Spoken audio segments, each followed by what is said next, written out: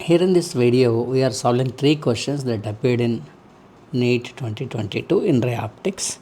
Starting with the first question, that's numbered as 27. It says, a bioconvex lens has a radii of 20 centimeter each.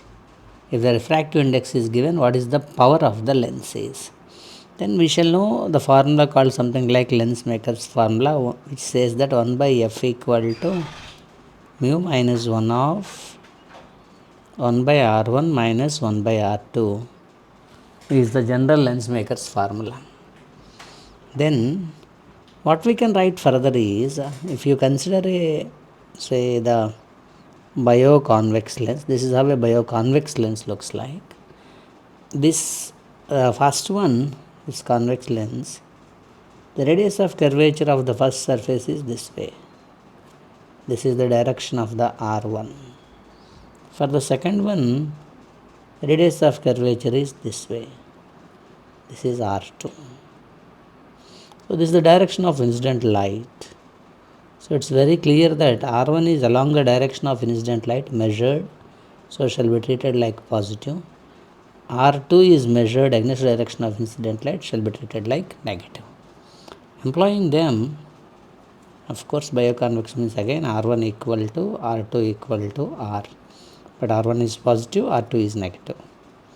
1 by f equal to mu minus 1 of R1 is positive, R2 is negative. Minus of minus becomes positive. So 1 by f equal to mu minus 1 of 2 by R is the formula we can use. 1 by, what is that f is given for us, we have to find out. But 1 by f is called reciprocal of the focal length, that's also called as power. So power equal to mu minus 1 of 2 by R. Mu is given for us as 1.5 minus 1, 2 by. Radius is given as 20 centimeters, I better take it in meters, as 0.2 meters. So 1.5 minus 1 is 0.5. This is 0.1. 5 by 1 is 5. So the power is 5. In SI system, its unit is diopter. So the answer is plus 5 diopter. That's how we solve that first question. Let me solve the next question. This question, 28th question. What is the 28th question says? If a light ray falls on a glass of refractive index √3 at an angle of 60, the angle between reflected and refracted is how much, right? Okay. Let me take that question, which is numbered as 28 here. It says, there is a boundary.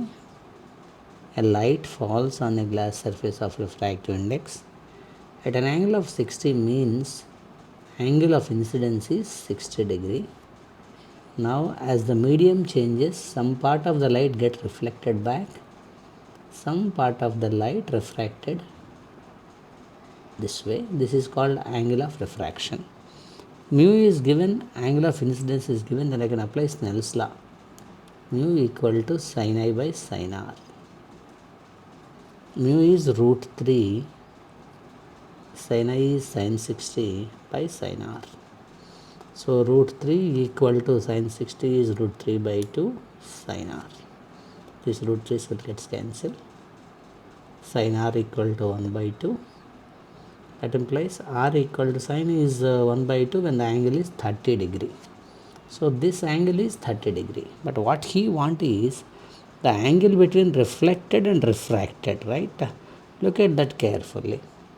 This is reflected and this is refracted. You want the angle between these two is how much? But you know one thing, when the angle of incidence is known, angle of reflection is also the same, 60 degree. Now this 60 degree, this x plus this r is 30 degree, altogether has to be 180. So 60 plus r plus 30 has to be 180. So the x, that is angle between reflected and refracted, is 90 degree. So answer for that problem is 90 degree. Now I need to solve this third question. I will just shift it to the next page. to solve this, right? Just give me a second.